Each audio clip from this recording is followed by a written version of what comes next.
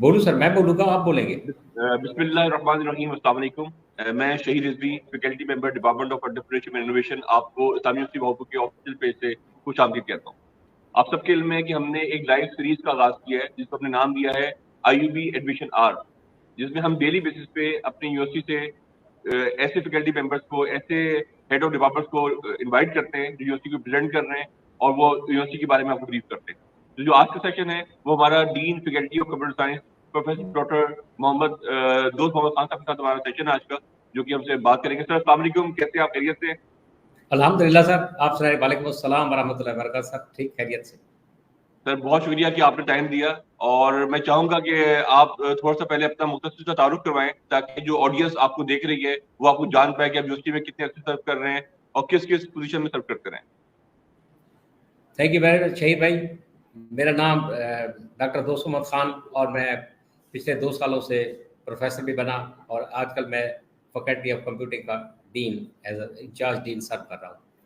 मैंने दिसंबर 1994 में इस यूनिवर्सिटी को ज्वाइन किया। उस वक्त डिपार्टमेंट ऑफ कंप्यूटर साइंस था, और डिपार्टमेंट ऑफ कंप्यूटर साइंस के अंदर हम लोग जो डिग्री ऑफर करते थे वो MSc कंप्यूटर साइंस थी। बाद में हमने उसको रीनेम किया, MCS का नाम दिया। 1998 के अंदर हम लोगों ने BSCS स्टार्ट किया, और BSCS स्टार्ट को पहले ये 3 साला प्रोग्राम था, फिर ये 4 साला प्रोग्राम बना, और हम पायनियर यूनिवर्सिटियों में से थे जिन्होंने ये आगाज़ किया BS प्रोग्राम का। उसमें अल्लामा इकबाल ओपन यूनिवर्सिटी के बाद हमारा नंबर था।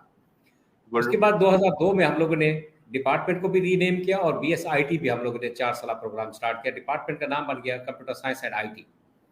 2023 में हमारे ऑनरेबल वाइस चांसलर साहब ने इस ग्रोथ को देखते हुए कि रैपिडली ग्रो कर रही है IT, और ये तकरीबन दुनिया के हर फील्ड ये टच करती जा रही है, तो इसका क्यों ना एक फैकल्टी बना दी जाए। तो हमारा department of computer science and IT एक फैकल्टी में कन्वर्ट हुआ, और 6 डिपार्टमेंट एस्टेब्लिश किए गए। Department of computer science, department of information technology, department of software engineering, department of data science, department of information security and department of artificial intelligence, और बाद में department of statistics भी हमारी faculty of computer का हिस्सा बना। जबरदस्त sir, मैं माशाल्लाह आपने बड़ा जबरदस्त तरीके से पूरा एक्सप्लेन किया इस पूरी जर्नी को कि किस तरीके से डिपार्टमेंट शुरू हुआ और आज कैसे फैकल्टी तक पहुंचा। तो सर अगर बात की जाए आज के दौर की, तो हम कह सकते हैं कि ये दौर जो है ये AI का दौर है, या ये दौर जो है वो कंप्यूटर का दौर है। तो इसमें आप क्या समझते हैं, और ऑडियंस को, जो बच्चे इस वक्त कैरियर चूज करना चाह रहे हैं, उनको आप क्या मशवरा देंगे? शहीद भाई, जैसे आप जानते हैं पाकिस्तान एक गरीब मुल्क भी है, और डेवलपिंग नेशन में भी हम लोग आते हैं। हम लोग जब पढ़ने के लिए आते हैं तो हमारा प्राइमरीली गोल ये होता है कि हम कुछ डिग्री हासिल करने, कोई डिग्री हासिल करने के बाद जॉब हमें मिल जाए। तो IT चूंकि अब आपके हर फील्ड के अंदर, आप हेल्थ केयर के अंदर जाएंगे तो तब भी आपको IT मिलेगी, आप एग्रीकल्चर के अंदर जाएंगे तो तब भी आपको IT मिलेगी, एजुकेशन के अंदर आपको IT मिलेगी। तो दुनिया जहान के जितने भी फील्ड हैं उसके अंदर IT यकीनन इस्तेमाल भी हो रही है, और लोग उसको इस्तेमाल करना चाहते भी हैं। अच्छा, जब ये डिग्री हमारा स्टूडेंट ले लेता है, और अगर वो प्रोफेशनली अपनी इस डिग्री को ऑप्ट करता है, तो उसको जॉब अपॉर्चुनिटी बहुत अच्छे तरीके से मिल जाती है। इस वजह से लोगों का इंटरेस्ट हमारे डिपार्टमेंट को, जब से हम लोगों ने स्टार्ट किया अब तक, वो एज इट इज चलता आ रहा है, और दुनिया भी ग्रो करती जा रही है, और ट्रिलियंस की जॉब आपको पूरी दुनिया में मिलती हैं IT रिलेटेड। जबरदस्त। अच्छा सर, मैं अगर आपकी पर्टिकुलर फैकल्टी की बात करूं, तो आप की मेजर जो है आपका टीचिंग स्टाइल क्या है? आप क्या लैब के हवाले से कुछ हमें गाइड करें, या बच्चों को किस तरह का एक्सपोजर दिया जाता है कि बच्चे अपने आप को स्किल्ड करें और वो मार्केट में एंटर हो? सर ये बहुत अच्छा सवाल है। असल में जब से कोविड आया है तो IT की ज़रूरत और ज़्यादा पेश आई है। हम लोग IT के ऊपर ही डिपेंड करके अपनी ऑनलाइन एजुकेशन भी जारी रखते हैं, और कभी मिक्स मोड के अंदर भी, हाइब्रिड मोड के अंदर भी आते हैं। हमारे पास बहुत अच्छे क्लासरूम्स हैं।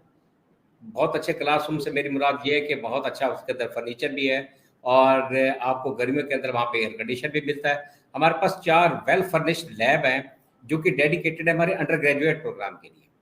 वहाँ पे हम स्टूडेंट को तकरीबन सुबह 8 बजे से शाम 8 बजे तक ये फैसिलिटी प्रोवाइड करते हैं कि वो आएँ और अपने प्रोग्रामिंग स्किल को ज़्यादा से ज़्यादा एक्सप्लोर करें, और टीचिंग जो फैकल्टी हमारे पास मौजूद होती है डिफरेंट डिपार्टमेंट्स की, वो उनको गाइड करती रहती है।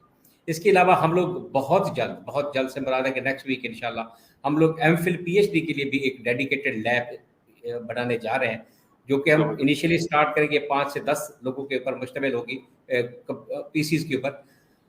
फर्दर हम इसको इन्हेंस करेंगे। इसके अलावा हमारे पास एक और लैब भी है, जो एक हमारा प्रोजेक्ट चल रहा है एरास्मस प्लस का, यूरोपीय यूनियन का प्रोजेक्ट है, जिसमें 5 यूनिवर्सिटीज़ हैं जिनका कंसोर्शियम है। 2 यूनिवर्सिटीज़ जो है वो इसमें है, क्या कहते हैं अपना, यूरोप की, और 3 हमारी पाकिस्तान की यूनिवर्सिटी। तो वो लैब भी हमारे पास मौजूद है। हमारे पास हेल्थ केयर का एक प्रोजेक्ट है, और अब हम इंशाल्लाह 2 और प्रोजेक्ट हंट करने जा रहे हैं। एक आई का है, वो भी हेल्थ केयर के रिलेटेड होगा, और एक हम अभी अपनी agriculture faculty and environmental science के साथ एक कोलैबोरेट करते हुए एक नया प्रोजेक्ट भी वहाँ पे स्टार्ट करने वाले हैं। हम ये चाहते हैं कि वो जो लैब है हमारी, वो AI बेस्ड लैब बन जाए। तो इंशाल्लाह वो भी हमारे पास एक लैब बनेगी। तो ये भी हमारे पास एक अच्छी अपॉर्चुनिटी है कि हमारा स्टूडेंट वहाँ भी जा सकता है और वहाँ पे काम हो सकता है। जबरदस्त सर। अगर मैं पर्टिकुलर बात करना चाहूँ कि आपकी फैकल्टी की अचीवमेंट, यहाँ माशाल्लाह बेतहाशा स्टूडेंट्स हैं। मेरे ख्याल से अगर हम बात करें कि फैकल्टी वाइज स्टूडेंट एनरोलमेंट कहाँ सबसे ज्यादा है, तो मेरे ख्याल से CS इज या जो आपकी फैकल्टी है वो सबसे टॉप पर आती है कि जहाँ सबसे ज्यादा एनरोलमेंट है। वहीं इसके पैरेलल हम देखते हैं कि हमारे पास बेहतरीन फैकल्टी मेंबर्स इंडिया से पढ़ के आए हुए हैं, यूरोप से पढ़ के आए हुए हैं, US से पढ़ के आए हुए हैं, पाकिस्तान से पढ़ के आए हुए हैं। तो आप अपनी अचीवमेंट अगर बताना चाहें कि आपकी फैकल्टी की अचीवमेंट क्या है, क्या क्या आप लोगों ने अचीव किया, ताकि हमारे जो नौजवान हैं या जो एडमिशन सीख कर रहे हैं उनको इन्फॉर्मेशन मिल सके। शहीद भाई, मेरे ख्याल में आप ये पूछना चाहते हैं कि हमारे स्टूडेंट जब यहाँ से डिग्री कर लेते हैं तो उसके बाद उनकी डिप्लॉयमेंट के कहाँ इश्यूज, क्या क्या एवेन्यूज उनके लिए पैदा होते हैं। जहाँ तक आपने फैकल्टी की बात की, हमारे पास तकरीबन 110 फैकल्टी मेंबर्स हैं, और तकरीबन 30 to 40% हमारे पास PhD फैकल्टी है, जो यूरोप से क्वालिफाइड है, ईस्ट साउथ ईस्ट से क्वालिफाइड है, और कुछ हमारे अपने इंडिजिनस प्रोग्राम के अंदर भी लोगों ने PhD किया, हमारे पास एनरोल हुए। तो फैकल्टी तो हमारे पास बड़ी रिच फैकल्टी है, इस लिहाज से तो आप बिल्कुल कह सकते हैं, और बड़ी डाइवर्स फैकल्टी भी है, और बहुत अच्छे जो IT के बहुत सारे एवेन्यूज जो खुलते हैं उनके अंदर उन्होंने अपनी एक्सपर्टीज की हुई है। बाकी बात की आपने, जब से हमारा डिपार्टमेंट चला, हमारा प्राइमरीली फोकस ये रहा कि हम अच्छे क्वालिटी के सॉफ्टवेयर इंजीनियर पैदा करें। जो पुराने दौर में लफ्ज़ यूज होता था प्रोग्रामर हमने बनाते हैं, तो आजकल चूंकि सोफिस्टिकेशन आई, इनोवेशन आती गई, तो सॉफ्टवेयर इंजीनियर, तो क्वालिटी सॉफ्टवेयर इंजीनियर से मुराद ये होती है, सॉफ्टवेयर इंजीनियरिंग छोटा मोटा प्रोग्राम हर बंदा लिख लेता है। आप किसी भी ऑर्गेनाइजेशन में जाएं और उसकी एक्सपेक्टेशन के मुताबिक बैठकर काम करें, और आप फिर उसको कहते हैं कि आप क्वालिटी के सॉफ्टवेयर हैं, इंजीनियर हैं। तो हमारे इस वक्त सॉफ्टवेयर इंजीनियर माइक्रोसॉफ्ट के अंदर भी, माइक्रोसॉफ्ट यूनाइटेड स्टेट के अंदर भी जॉब उनको मिली हुई है। हमारे 3-4 फैकल्टी मेंबर यूके के अंदर, यूके की यूनिवर्सिटीज़ के अंदर एसोसिएट प्रोफेसर हैं। ऑस्ट्रेलिया के अंदर हमारे लोग मौजूद हैं, और आपको जहां भी अच्छा सॉफ्टवेयर हाउस लाहौर के अंदर नजर आएगा, उसमें कोई ना कोई बंदा इस्लामिया यूनिवर्सिटी या बहावलपुर का पढ़ा हुआ जरूर आपको मिलेगा। अच्छा, एक बात मैं आपको बताता जाऊँ, बहुत पहले जो हमारी डिग्री थी उसकी वर्थ ये थी कि जो सॉफ्टवेयर हाउस थे, चूंकि हमारा लाहौर एक हब था, वहाँ पे लोगों के ज़्यादा अपॉर्चुनिटीज़ आपको मिलती थी, तो बाकी यूनिवर्सिटीज़ के स्टूडेंट को वो जो इंटर्नशिप ऑफर करते थे, तो उनको विदाउट पे करते थे। हमारे स्टूडेंट को उस दौर में भी वो छोटा मोटा स्टाइपेंड देते थे कि आप चूंकि IUB से आए हैं, आपकी स्किल बहुत अच्छी होगी, आपने बहुत अच्छा प्रोजेक्ट किया होगा। करिकुलम तो हम सब यूनिवर्सिटीज़ फॉलो करती हैं HEC का, और उसके मुताबिक चलते हैं, लेकिन हमारी फैकल्टी का फोकस ये होता है कि हम अच्छे क्वालिटी के प्रोजेक्ट्स करवाएं, और ताकि स्टूडेंट को नेक्स्ट टाइम जॉब करते हुए, जॉब हंट करते हुए कोई प्रॉब्लम ना आए। अच्छा सर, इसके अलावा भी हमारे पास सर, इसके अलावा भी गवर्नमेंट सेक्टर के अंदर अगर आप जाते हैं तो हमारे पास नादरा है, उसमें भी हमारे बहुत सारे स्टूडेंट मौजूद होंगे। इसके अलावा हमारे पास मैपको है, मैप वापडा के बहुत सारे जो आपके एवन्यूज जो इलेक्ट्रिसिटी के हमारे चल रहे हैं, उसके अंदर भी आपको मिलेंगे हमारे स्टूडेंट। तो स्टूडेंट हमारे बहुत सारी जगहों के ऊपर इस वक्त आपको जॉब करते हुए नजर आते हैं, जिसके अंदर ये कह सकते हैं कि बड़ी बड़ी रिच एलिमेंट आई है। बिल्कुल। अच्छा सर, देखिए आपकी जो सबसे पहली डिग्री थी वो MCS के बाद BScs बन गई थी, और बाकी डिपार्टमेंट जो है बाद में ऐड हुए हैं। तो अक्सर बच्चे कंफ्यूज हो रहे होते हैं अप्लाई करते वक्त कि मैं BScs में जाऊँ, मैं BSIT करूँ, मैं आर्टिफिशियल इंटेलिजेंस करूँ, मैं डेटा साइंस में जाऊँ। तो इस कंफ्यूजन के लिए आप उनको क्या गाइड करेंगे कि उसकी क्या पर्सनैलिटी हो या उसकी क्या रिक्वायरमेंट हो तो वो उस डिग्री में पर्टिकुलर एडमिशन ले? तो ये कंफ्यूजन को आप कैसे दूर करेंगे बच्चों की? यही भाई बहुत अच्छा सवाल है। आजकल ये बहुत सारी कंफ्यूजन सिर्फ स्टूडेंट के अंदर नहीं आती, बहुत सारे वालिदैन के अंदर भी ये क्यूरीज पाई जाती हैं, और बहुत सारे टीचर भी ये पूछते थे कि मैं क्यों कंप्यूटर साइंस में जाऊं, क्यों IT में जाऊं, क्या वजह हमारे पास होनी चाहिए। असल में हम लोगों ने program 6 at a time start कर दिए, इस वजह से थोड़ी सी कंफ्यूजन लोगों की होती है। अच्छा, ये मेरा अपना ज़ाती एक्सपीरियंस है, ये कोई ज़रूरी नहीं कि लोग इसको बिल्कुल माने या इसके ऊपर अमल करें, कोई मसला नहीं होता। कि आप हमेशा अपनी जो आपका अंडर ग्रेजुएट डिग्री हो उसको ओपन रखें। ओपन से मुराद ये है कि अगर आप कहीं किसी फील्ड में जाना चाहते हैं तो डिग्री आपकी ऐसी डाइवर्स हो कि आप उस फील्ड के अंदर जा सकें। मिसाल के तौर पर आप कंप्यूटर साइंस के अंदर बीएस करते हैं, आप बीएस आईटी करते हैं, बीएस सॉफ्टवेयर इंजीनियरिंग करते हैं, तो आपके पास एवेन्यू है कि आप एआई के अंदर भी जा सकते हैं मास्टर करने के लिए, पीएचडी करने के लिए। आप डेटा साइंस के अंदर भी जा सकते हैं, इंफॉर्मेशन सिक्योरिटी के अंदर भी जा सकते हैं, साइबर सिक्योरिटी के अंदर भी जा सकते हैं, इंटरनेट ऑफ थिंग के अंदर भी जा सकते हैं। यानी हमारी जो पहली 2 डिग्री है कंप्यूटर साइंस आईटी, ये बेसिकली प्राइमरीली ये फोकस करती है, फंडामेंटल डिग्रीज है, और इससे बाकी उसकी ब्रांचेस चलती है। अगर आप बीएस एआई कर लेते हैं तो फिर आपने अपना स्कोप नैरो कर दिया। अब आप एमएस भी एआई के अंदर करेंगे, पीएचडी भी एआई के अंदर करेंगे, तो जबकि आईटी और कंप्यूटर साइंस के स्टूडेंट को ये प्रिविलेज होती है कि वो इनमें से कोई भी फील्ड चुन सकता है। बिल्कुल सर, मैं थोड़ा सा चाहूंगा कि अगर आप पर्टिकुलरली आपके जो तमाम डिपार्टमेंट्स हैं उसको ब्रीफ कर दें अगर हमारी ऑडियंस के लिए, कि सीएस में पर्टिकुलर क्या चीजें फोकस होती हैं, आईटी में किस चीजों पे फोकस होता है, डेटा साइंस पे किस पे फोकस होता है, डिजिटल मीडिया पे किस पे फोकस होता है। अगर आप थोड़ा सा इनको बारी बारी ओरिएंट कर दें तो ऑडियंस को काफी अच्छी अंडरस्टैंडिंग हो जाएगी कि इस पर्टिकुलर डिग्री के अंदर उनको क्या चीज मिल रही होगी या वो क्या स्किल या लर्न कर रहे होंगे। कंप्यूटर साइंस तो जैसे जैसे आप कहते हैं कि पुराना नाम था और वहां से चला और साइंस ही थी, एल्गोरिथम्स बनाना, नई नई इनोवेशन लेकर आना, ये कंप्यूटर साइंस था। लेकिन जैसे ही आईटी का दौर, आईटी के जबरात ये था कि टेक्नोलॉजी रोज बरोज ग्रो करती गई, तो इंफॉर्मेशन जो कंप्यूटर साइंस था वो सिर्फ एल्गोरिथम बनाता था और आईटी के लोग उस एल्गोरिथम को डिप्लॉय करके नई इनोवेशन उसके अंदर लाते थे। और सॉफ्टवेयर इंजीनियरिंग भी वहीं से निकली और उसके बाद उसका वही स्कोप रहा, वही सिलसिला बनता रहा। हमारे पास जैसे आईटी की हम बात करते हैं, इंफॉर्मेशन थी, तो इंफॉर्मेशन का चांस होता है कि कहीं हम एक जगह से दूसरी जगह के ऊपर उसको लेके जा रहे हैं तो कहीं ना कहीं से कोई हैकर उसको पड़ जाए तो उसको सिक्योर भी हमने करना है, इंफॉर्मेशन सिक्योरिटी का एवरी बना। अच्छा, फिर आर्टिफिशियल इंटेलिजेंस, ये बहुत पुराना फील्ड था, चलता भी रहा और बहुत सारे लोग अब तक हमारे ये समझते रहे कि ये इंजीनियरिंग का फील्ड है, इसके साथ कंप्यूटर साइंस या बाकी चीजें इन्वॉल्व नहीं हो सकती। हम भी यही कहते हैं कि रोबोटिक्स लोग पढ़ते थे और ये जी आर्टिफिशियल इंटेलिजेंस है उसके अंदर आ गई। उसके अंदर किस तरीके से एल्गोरिदम यूज किए जाते हैं, कैसे प्रोग्रामिंग की जाती है, जहां जहां सॉफ्टवेयर इन्वॉल्व होगा वहां कंप्यूटर साइंस, आईटी, एआई का बता जरूर इन्वॉल्व हो जाएगा। तो ये इसके अंदर बैठकर आप ये काम करते हैं कि हम डिफरेंट एल्गोरिदम्स अप्लाई करते हैं, डेटा सेट को उसके मुताबिक ट्रेन करते हैं और ऐसी इंफॉर्मेशन लोग उसके ऊपर डिसेमिनेट करते हैं कि अगर आपकी कोई आउटब्रेक होने वाली है तो प्रेडिक्शन के मैयर्स हम कर सके। तो ये एआई का यूज वहां पे होता है। अच्छा, जैसे जैसे डेटा हमारे पास बढ़ता गया, नॉर्मलाइज डेटा था, फिर हम अननॉर्मलाइज डेटा के अंदर चले गए, फिर हमारे पास बहुत सारे सोशल मीडिया आ गए, फिर डेटा हमारे पास हर वक्त हर तरीके से चलता है। कुछ डेटा ऐसा होता है जिसको हम यूज करते हैं और कुछ डेटा ऐसा होता है कि जिसको हम नहीं यूज करना चाहते, हमारे लिए यूजफुल नहीं होता, लेकिन डेटा हमारे पास हर लिहाज से रहता है। जैसे जैसे डेटा बढ़ता गया, एक नया बजवर्ड यूज हो गया, बिग डेटा आया, बिग डेटा से निकल गया डेटा साइंस। तो डेटा साइंस, और बहुत सारे लोग ये भी समझते हैं ये स्टैटिस्टिक्स का फील्ड है। मेरी दरिस के मुताबिक ये स्टैटिस्टिक्स का फील्ड बिल्कुल नहीं है।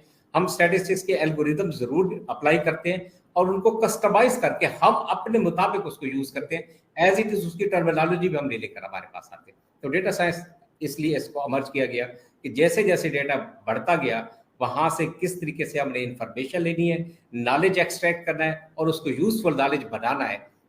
तो डेटा साइंस ऐसा फील्ड हमारे पास बना। अच्छा, हमारे पास ये 6 हमारे फील्ड थे। हम इन 6 फील्ड के अंदर अंडर ग्रेजुएट प्रोग्राम भी ऑफर करते हैं और हम इन 6 फील्ड के अंदर मास्टर डिग्री एमएस प्रोग्राम भी लॉन्च कर चुके हैं और 4 के अंदर हम लोग पीएचडी भी हमारे पास एनओसी हायर एजुकेशन कमीशन की तरफ से आ चुकी है। बेहतर।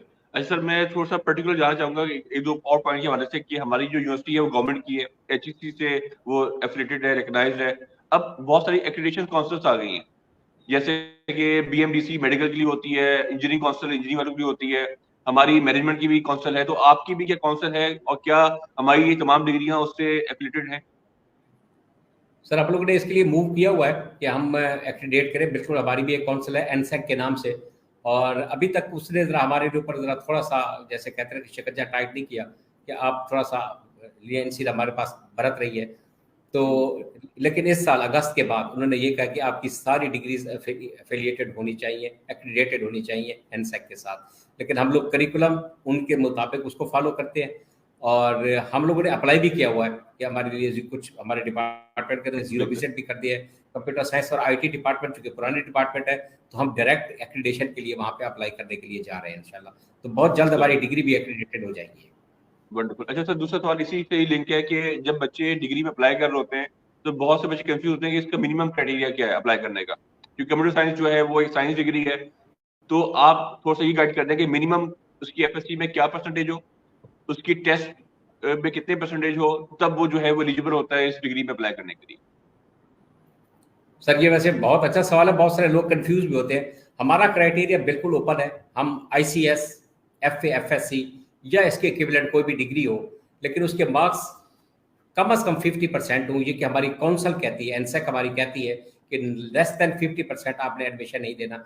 जिस बंदे ने ये किया होता है तो हमारे पास वो एलिजिबल होता है। अच्छा, यूनिवर्सिटी जो टेस्ट लेती है, नेट का जो टेस्ट वो पास करके आते हैं, उसके अंदर हम लोग कहते हैं कि 40% नंबर उसके अगर आ जाए तो वो एलिजिबल होता है हमारे पास इन प्रोग्राम के अंदर आने के लिए। ये तो था हमारी अंडर ग्रेजुएट की कंडीशन।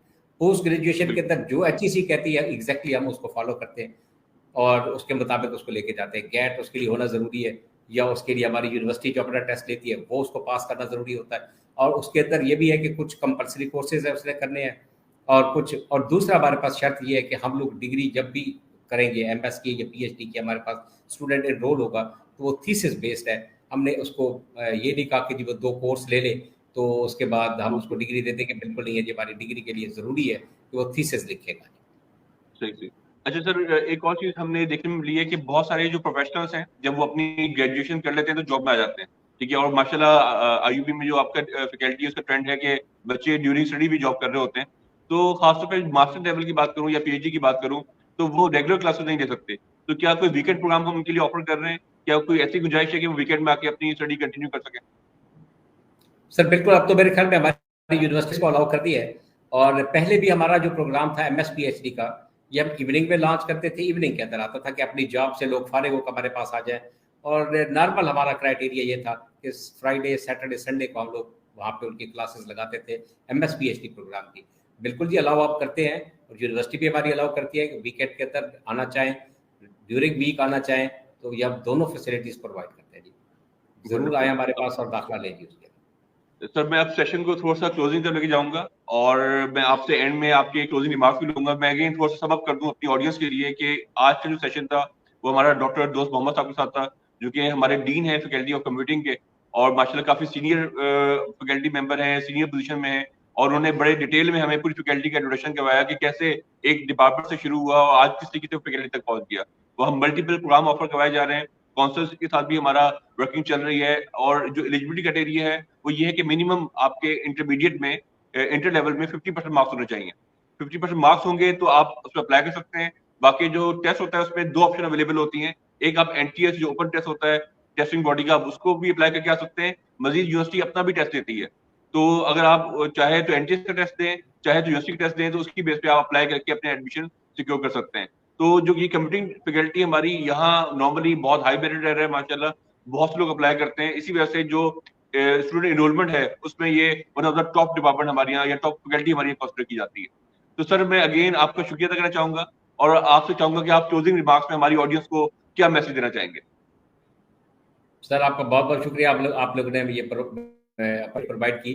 मैं भी अपने जो हमारे स्टूडेंट आने वाले हैं उनको ये कहता हूँ कि आपने अगर जॉब लेनी है जल्दी तौर पर और स्किल बेस्ड जॉब लेनी है, जो कि दुनिया के अंदर बहुत ज़्यादा ट्रेंड चलता है और आपके पास मार्केट भी बहुत ज़्यादा आती है आईटी रिलेटेड, तो Islamia university faculty of computing के किसी भी प्रोग्राम में अपने आप को एनरोल करवाइए।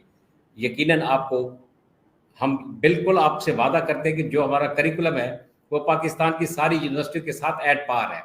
मे बी पॉसिबल, ये पॉसिबिलिटी हो सकती है कि बहुत सारी यूनिवर्सिटियों ने अभी तक जो एचईसी ने नया क्राइटेरिया दिया है 2023 का, शायद आप ना किया हुआ, हम लोगों ने फौरन उसको आप कर लिया। हमारे ऑनरेबल वाइस चांसलर साहब ने कहा कि इसको फौरन आप करें, बोर्ड ऑफ स्टडीज से, एकेडमिक काउंसिल से उसको हमने अप्रूव करवा लिया। मेरे ख्याल में शायद सिंडिकेट से भी अब होने वाला होगा। तो हम लोग लेटेस्ट, हमारे पास इक्विपमेंट भी है, हमारे पास लेटेस्ट करिकुलम भी है। यूनिवर्सिटीज जब भी बनती हैं, जब भी चलती है, मार्केट ओरिएंटेड होगी उनकी डिग्री तो बहुत ज्यादा उसकी वर्थ बनती है, स्टूडेंट भी वहां पे अट्रैक्ट होते हैं। वंडरफुल। तो again thank you so much कि आपने जबरदस्त तरीके से हमें इंसाइट्स दी, हमें बड़ी डिटेल में हमने आपने एक्सप्लेन किया, हमने बहुत से सवाल भी आपके सामने रखे। कुछ सवाल आ रहे हैं, अगर आप मुझे इजाजत दें तो मैं आपसे एक दो सवाल कर लेता हूँ। एक वलीद रशीद है, वो सवाल कर रहे हैं कि BS robotic and intelligent system जो है वो क्यों हम कंप्यूटिंग ऑफर नहीं कर रही आपकी faculty? BS robotic and intelligent system. Sir हमारी यूनिवर्सिटी सिर्फ ऑफर करती है, हमारा जो डिपार्टमेंट जब फैकल्टी ऑफ कंप्यूटिंग है वो BS AI करती है, आर्टिफिशियल इंटेलिजेंस, और हमारी एनसेक भी इसी को करती है हमारे पास। रोबोटिक्स वो कहते हैं जी कि आपका स्कोप नहीं है, ये रोबोटिक्स या इसके साथ कोई चीज़ मिक्स करनी है तो इंजीनियरिंग फैकल्टी को भी आपको साथ मिलाना पड़ेगा। तो okay, may be possible near future हमारी यूनिवर्सिटी इसको इंजीनियरिंग फैकल्टी के साथ मिलकर स्टार्ट कर बेहतर देगी, होगी। पॉसिबिलिटी। तो एक और सवाल है, ये अब्दुल बासित हैं, वो पूछना चाह रहे हैं कि MSCS की जो वीकेंड क्लासेस हैं उसका शेड्यूल क्या होगा और उसकी मेरिट लिस्ट कब तक पब्लिश होगी? मेरिट लिस्ट तो मेरे ख्याल में शायद हमारा ये डायरेक्टोरेट ऑफ क्या बोलते हैं जी, एडवांस स्टडीज एंड रिसर्च, बसर जी ऑफिस जी। हमारा जो है वो उसको नोटिफाई करने वाला होगा।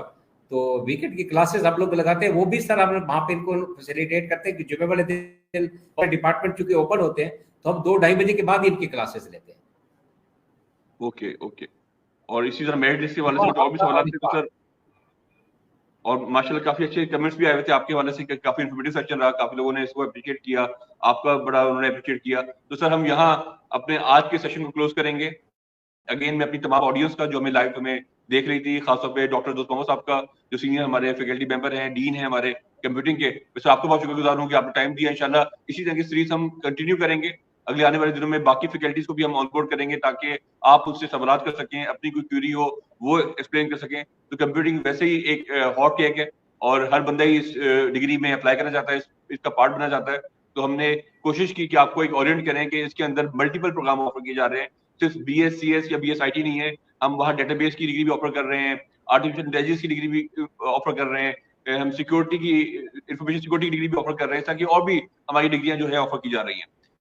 तो आप किसी भी फील्ड में जाना चाहते हैं, आपका कोई भी शौक है, कोई भी आपकी एक्सपर्टीज बिल्ड करना चाहते हैं, तो this is the right relevant department जहां जाके आप अपने ना सिर्फ एडमिशन सिक्योर करेंगे, बाकी लर्न करेंगे। और यहाँ बेहतरीन लैब्स अवेलेबल हैं, बेहतरीन टीचर्स अवेलेबल हैं, फॉरेन क्वालिफाइड टीचर्स अवेलेबल हैं, और सिर्फ हम टीचिंग पे डिपेंड नहीं कर रहे। आपको सर ने ये भी बताया कि हमारी यूनिवर्सिटी ने और इस फैकल्टी ने मल्टीपल प्रोजेक्ट्स विन किए हुए हैं, उन प्रोजेक्ट्स में भी बच्चों को एंगेज किया जाता है। वहां बच्चों को रियल टाइम एक्सपीरियंस मिलता है कि वो लर्न करें कि सिस्टम कैसे डेवलप हो रहे हैं, उस सिस्टम में कैसे चैलेंजेस आ रहे हैं। तो हमारे यहाँ जो एक कंप्यूटर साइंस का एक फैकल्टी है और जो हमारा डायरेक्टरेट है वो बड़ा जबरदस्त काम कर रहा है। और अगर आप हकीकत में कुछ लर्न करना चाहते हैं, प्रैक्टिकल लर्न करना चाहते हैं, तो this is the right department. तो सर अगेन आपका शुक्रिया, तमाम ऑडियंस का शुक्रिया। मैं इंशाल्लाह एक चीज ऐड करना चाहता हूँ कि जी हमारे जी पास हमारा जो प्रोजेक्ट था RSPS प्लस का, उसके अंदर हमारे स्टूडेंट का भी फैकल्टी एक्सचेंज तो थी, स्टूडेंट भी एक्सचेंज प्रोग्राम हमारा चल रहा है। इंशाल्लाह इस साल हमारे 4 स्टूडेंट जाएंगे स्कॉटलैंड और 4 स्टूडेंट हमारे जाएंगे फ्रांस के अंदर। लेकिन नियर फ्यूचर हम इसको फर्दर एक्सटेंड भी करेंगे, एनहेंस भी करेंगे। एक हमारा प्रोजेक्ट था ब्रिटिश काउंसिल के साथ, वो सिर्फ फैकल्टी एक्सचेंज प्रोग्राम था, वो 1 साल का था, वो ऑलमोस्ट खत्म होने वाला है। तो उसके अंदर तो फैकल्टी ने मूव करना था। तो हम चाहते हैं कि ऐसे ही कोई इनिशिएटिव लिए जाए जिसके अंदर हमारे स्टूडेंट बाहर की यूनिवर्सिटीज के अंदर जाकर रिसर्च कर सके, प्रोजेक्ट कर सके, या बाहर के टीचर हमारे पास आके कुछ चीज़ों को कंडक्ट कर सके, कोर्सेज पढ़ा सके। तो ये भी हमारा सर नियर फ्यूचर हमारा प्लान है, इसके ऊपर हमारे फैकल्टी मेंबर रात दिन काम कर रहे हैं। Wonderful sir, thank you so much sir. आपने एक एंड में मैसेज भी दिया कि खासतौर पे वो स्टूडेंट जो कि चाहते हैं कि उनको इंटरनेशनल एक्सपोजर मिले, तो हमारी यूनिवर्सिटी के बहुत सारे ऐसे MOU साइन हुए हुए हैं, ऐसे प्रोजेक्ट साइन हुए हुए हैं कि जहां बच्चों को और टीचर्स को दोनों को मौका मिलता है कि वो बाहर जाके इंटरनेशनल एक्सपोजर ले सकें। मजीद ये भी कोशिश की जा रही होती है कि जो इंटरनेशनल स्पीकर्स होते हैं, जो वो भी हमारे पास लेक्चर्स के लिए आते हैं और सेशंस के लिए आते हैं, ताकि उनके इंटरनेशनल मार्केट में एक्सपोजर रह सके। तो सर अगेन मैं आपका शुक्रगुजार हूँ, तमाम ऑडियंस का शुक्रगुजार हूँ। इंशाल्लाह फिर जुड़ेंगे नए मेहमान साथ नए दिन के अंदर। थैंक यू सो मच, खुदा हाफिज एंड फी अमानिल्लाह। Sir thank you very much, अल्लाह हाफिज, अस्सलाम वालेकुम वरहमतुल्लाहि वबरकातुहू।